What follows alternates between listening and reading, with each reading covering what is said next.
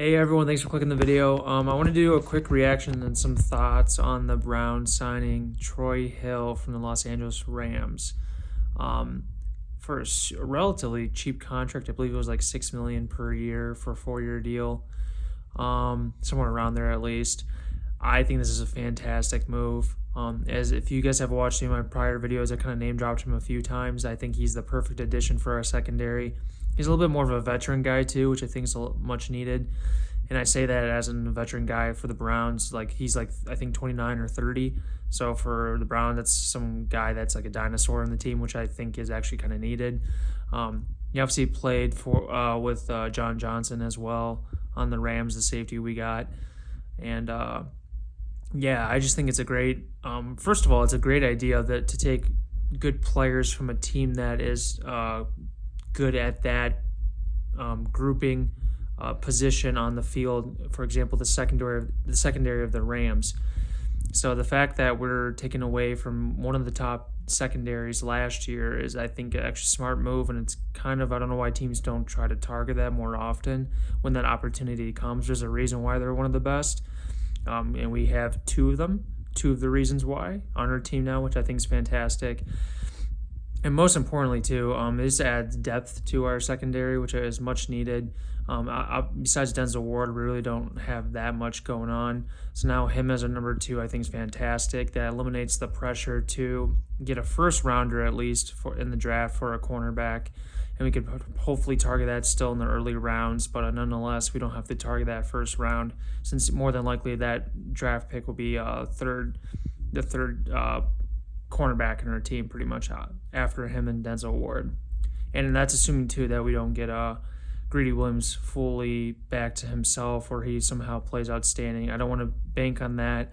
I don't think that's the right thing to do right away, especially, but nonetheless, that could be a possibility. And if that's the case, that could be even greater and fantastic for our secondary, clearly. We can just keep our guys healthy for the majority of the season to have Greedy Williams somehow step up.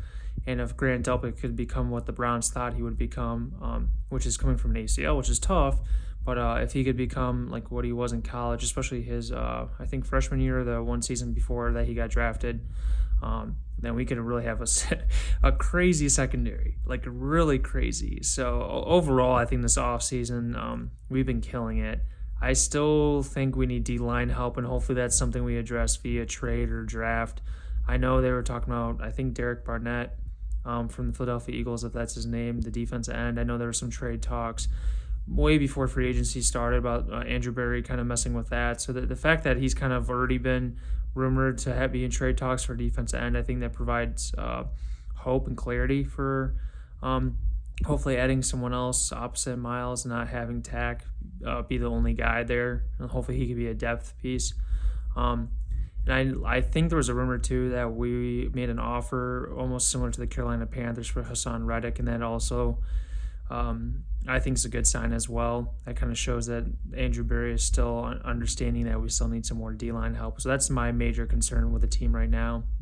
Linebacker, yeah, it's still, I mean, clearly linebacker's still a mess, but I would rather linebacker be our worst position than cornerback and defensive line and safety, for especially the defense we run. So if that's the case, I'm happy where we're at.